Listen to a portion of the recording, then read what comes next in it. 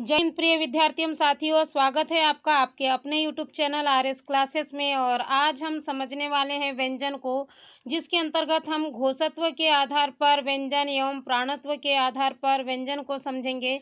मगर इसके पहले यदि आप मेरे चैनल पर नए हैं तो प्लीज़ सब्सक्राइब कर दीजिए, ज़्यादा से ज़्यादा लाइक कीजिए, कमेंट्स कीजिए और हाँ, शेयर करना बिल्कुल ना भूलिए। साथ ही बेल आइकन की बटन को दबाकर सिलेक्ट ऑल कर दीजिए, ताकि मेरे हर वीडियो की जानकारी आप तक आसानी से पहुंचते रहे। तो चलिए आज हम समझते हैं व्यंजन को। व्यंजन के अंतर्गत हम घोषत्व के आधार पर एवं प्राणत्व के आधार पर व्यंजन को समझेंगे। प्रयास करूंगी बिल्कुल आसान तरीके से आपको समझा पाऊँ, ताकि आपसे एग्जाम में किसी भी तरह की गलती बिल्कुल ना हो।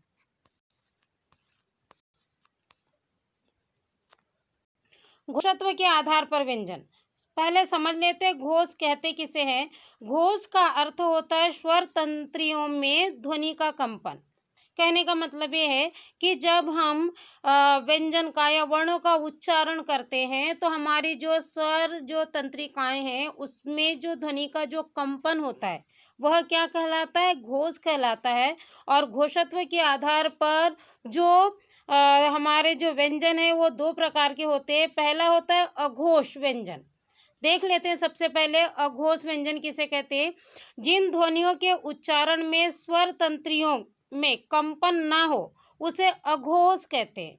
ठीक है, किसे कहेंगे? कि जिन ध्वनियों के उच्चारण में जो हमारी स्वर जो तंत्रियां हैं उसमें कंपन नहीं होता है उसे क्या कहते हैं?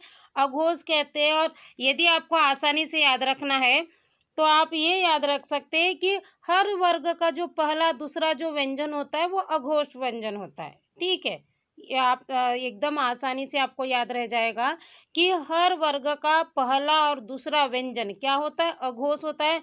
चलिए आप उच्चारण करके देखिए, आपको आसानी से समझ आ जाएगा ये कि इन जो वर्णों के या व्यंजनों के उच्चारण में है तो हमारे स्वर तंत्रियों में कंपन हो रहा है या नहीं। चलिए उच्चारण करते हैं। आप मेरे साथ बिल्कुल उच्चारण कीजिए। क ख। आप देख रहे होंगे हम जब क और ख बोल रहे हैं तो हमारे एकदम से स्पष्ट बस उच्चारण हो रहा है, कंपन बिल्कुल नहीं हो रहा है। दूसरा भी वर्ग देख लेते। च छ। तीसरा वर्ग ट ठ। चौथा वर्ग त थ। पांचवा वर्ग प फ। हम जब देख रहे हैं कि हम इन इन जो वर्णों का या व्यंजनों का जब हम उच्चारण कर रहे हैं तो उस समय क्या हो रहा है कि जो स्वर तंत्रियों में हमारा जो है कंपन बिल्कुल नहीं हो रहा है, आप महसूस कर रहे होंगे।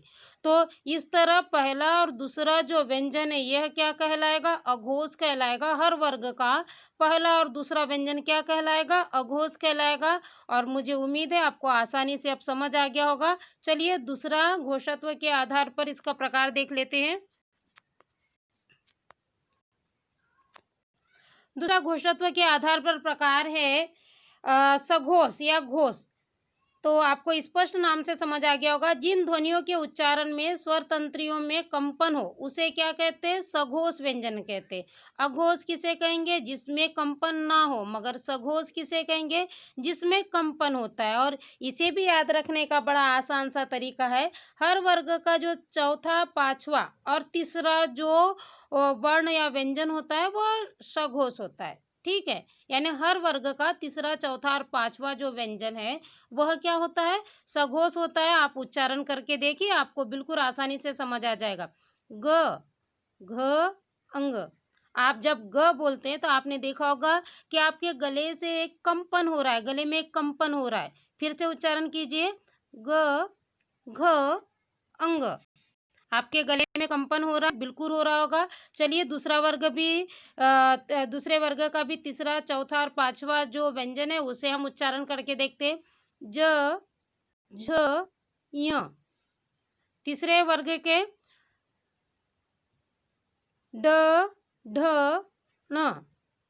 द ध न। ब भ म।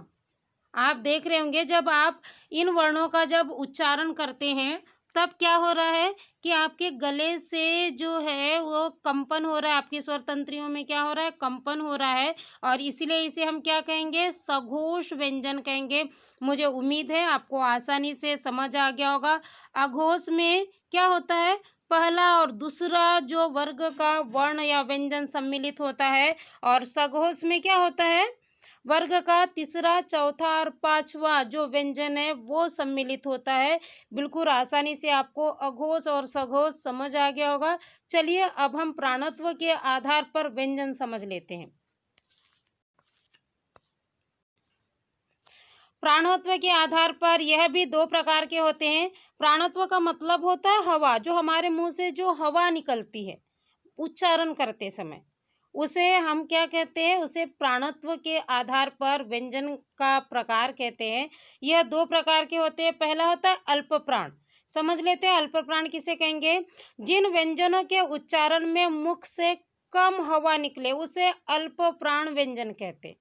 ठीक है, किसे कहेंगे, जिन व्यंजनों के उच्चारण में मुख से कम हवा निकले उसे क्या कहते हैं, अल्प प्राण व्यंजन कहते हैं। और आपको इसे भी अगर याद रखना है तो एक आसान सा तरीका है, हर वर्ग का पहला, तीसरा और पांचवा जो व्यंजन है वो अल्प प्राण होता है।